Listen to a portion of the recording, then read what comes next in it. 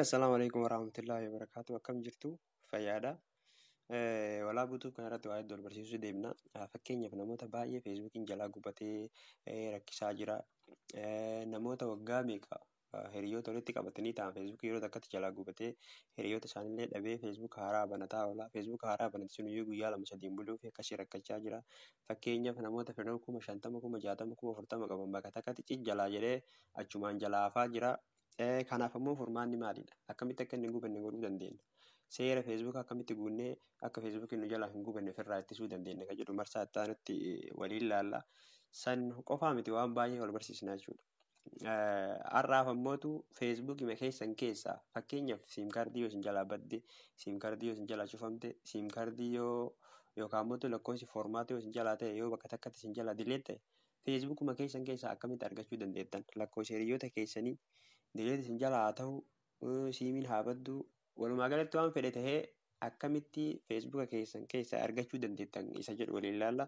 Akkasiif ammootu marsaa itti aanu viidiyoon poosti godhu akka isin dhaqqabuuf walaa buutuuf sabiskiraayib godhuu hin dagatinaa isin jedha. Haala kanaan sabiskiraayib gootanii san booda nootifikeeshinii tana akka viidiyoon poosti godhu dafee isin bira ga'uuf haala saniin oon gootanii jechuudha. Ammaaf ammootu gara barumsaatti yoo deemnee feesbuukii keenya keessaa akkamitti lakkoofsa namoota, lakkoofsa hiriyoota keenyaa, lakkoofsa maatii keenyaa kan duraan qabannee nu jalaa dileet ta'e akkamitti feesbuukii keenya keessaa argachuu dandeenya isa jedhu jechuudha. Feesbuukii keessaa haala kanaan as tuqna. San booda iddoo kana tuqne sitingii argannaa jechuudha.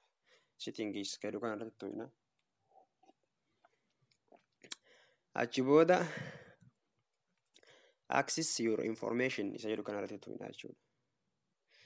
Erga tuqne booda viidiyoolee poosti gootan bakka takkatti argachuuf, footoo poosti gootan bakka takkatti argachuuf haala kanaan viidiyoolee iddoo takkatti argachuu barbaadan your videos jedhu kana tuqtuuf, suuraa bakka takkatti argachuu barbaadan your photos jedhu kana tuqtu waan namni isin irratti taag godhe viidiyoo fi suuras haala kanaan hundayyuu isinii baasaa jechuudha iddoo takkatti. Ammaaf ammootu lakkoofsa isaa arganna isa jedhu ol harkisnee calls and messages jedhu kana irratti tuqna jechuudha.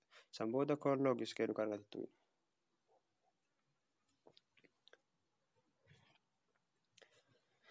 Achi booda namoota bilbilaa fi turtanillee anamman haqee akkanatti isinii baasa. Lakkoofsa namoota argachuuf ammoo koontaaktis jedhu kanatti cuqaastanii.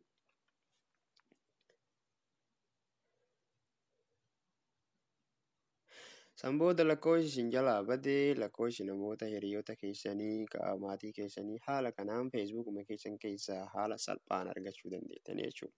Siimkaardiin isin jalaa baddu waan fedhe yoo ta'e lakkoofsa keessan asumarraa argachuu dandeettu haala salphaadhanii. Fakkeenyaaf ana feesbuukii kana haga banadhe waan lakkoofsa haga feesbuukii kana banadhe qabadhe hunda isaa asumatti naa baasa jechuudha. Haga feesbuukii kana banadhe lakkoofsa siimkaardii xiyyatti seef godhaa ture hunda isaatu as keessatti naa baasa. Haala kanaan argattanii walaa buutuuf sabiskiraayib godhaa. Viidiyoo kana ilaaltanii eeggatuu murtan booda laayik godhii koomintii yaada kee achirratti naa kaayuu dandeettanii. Galatoomaa sabiskiraayib walaa buutuuf.